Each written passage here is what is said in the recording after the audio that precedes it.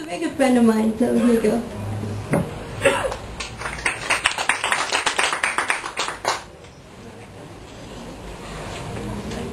Hi everyone. The poem I'm reading today is something new that I've never performed before this. It's actually inspired by Sharanya's poem, You Bring Out the Sri Lankan in Me. It's after Sandra's Cisneros as well. But my version is called You Bring Out the Tamillan in Me. Now the irony of this is I am nowhere Tamil in my blood. I'm actually of Malayali descent.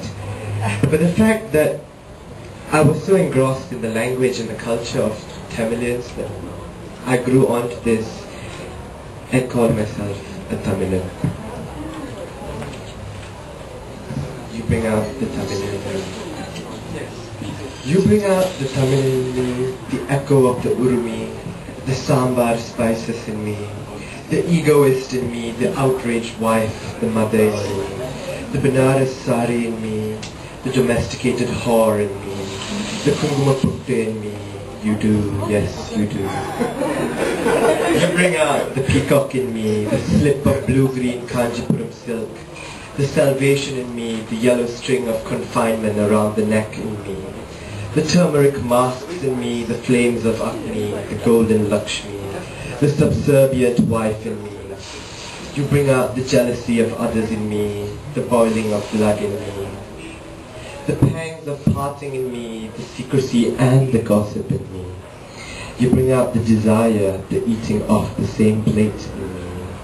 You bring out the sexual stone of black Vigraha in me, the Suttum Vilichudadar in her. Bring it out in me. Bring it on while you bring out the eroticism of innocence in me, the fight I pretend to forget in me, the housewife in me. You bring out the scent of jasmine in me, the unraveling of the Veshti at midnight in me, the white silk with the gold border coming undone in me, the putting of tirunire, the ashes of burnt flesh on foreheads in me, the intercourse of eyes in me, the bump of auto rides in me, the full flesh curves of your ass in me, the sexy ring of your name in me, the half Leo, half Cancer Rasi in me, the Sagittarian arrow in me, the denial of Thiruvonan Villa in me, the casting off of the Malayali in me. You bring out the Dhyana Shloka in me, the three-eyed destroyer in me, the Lasya in my hip, with the untamed Pandava of your lips dancing wild on my marked canvas, carving out Ardhanareshwara in me. You bring out the South Indian in me, the Tamila, Malayali, everyone and everything Indian in me. The sliding of your hand around my waist was violent, serpent-like, so dark, so silent. And then I knew that you bear a heart as dark as mine.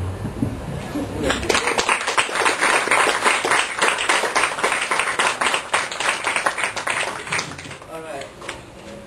The next piece is something Sharanya has been bugging me to read forever. It's called Promiscuous. It's not, don't take it literally. You see, I come from a very Hindu family, but my mother has this concept that I'm going to hell. Because I go to the church, I fast during Posa month. I go to the Buddhist temple, I go to the temple, I believe in every faith. And so she feels I'm going to hell. So this is my tale of religious promiscuity. Let me tell you my tale of religious promiscuity. My free thinking awakens Buddha in my eyes before there is Dharma, before ignorance is washed. In the eyes of Buddha I love Zen, a clatter of the turning of a million chakras curled twining in my mind while I'm in meditation, while I'm selfless. I know suffering through his words, I know every atom in the universe like he did through his mind, and I know of love through his heart.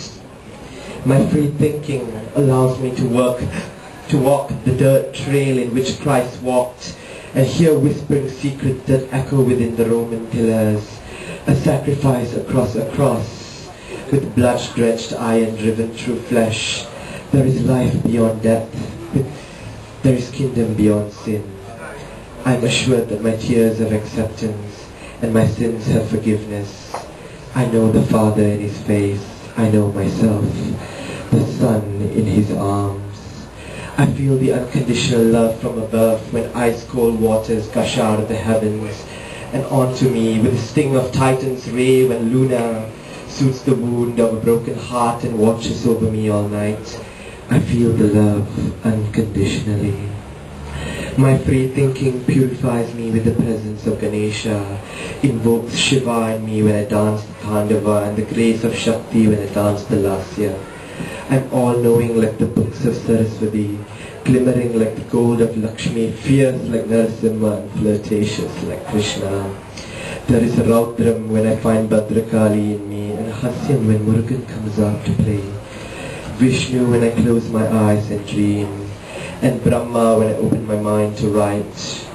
It teaches me to love like Bhuma Devi, to love selflessly. My free thinking knows of a hot sun hunger in the month of Zulhijjah, among the millions in search of nearness to Allah. I know of a deep meditation in the Hira cave, and a war of holy blood, and that by choice I am entangled in the art that is the Kaaba, and drawn to eyes behind veils.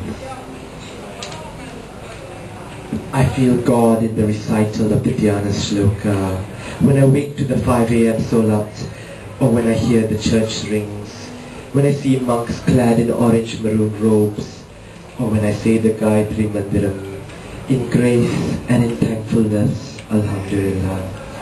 I feel God in the brilliant flash of a summer storm lightning, in the salt of a virgin tear, in the half mud, half metallic scent of rain, in pain and sorrow, lust and longing, sex and salvation, through life and momentary death. In every blasted atom to ever exist, I feel God's presence.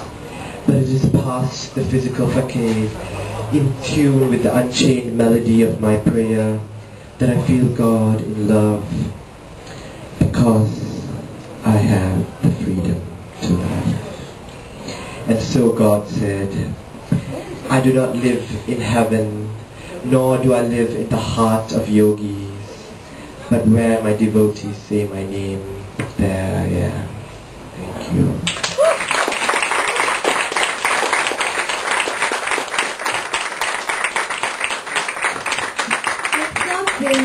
Jasmine, because everybody knows Jasmine because she is Indiescene. Thank you, Sharanya. We're about the same height, so I don't have to adjust the mic. Thanks everybody for being here today. It's the Indiescene Cafe. We've got about 8 more days before we close on the 2nd of January. So this space is available if you guys want to come back. I was just thinking, Sharanya, maybe we should dedicate a night called You Bring Out. And everybody go home, do your homework, come back. I'll write something in Hokkien.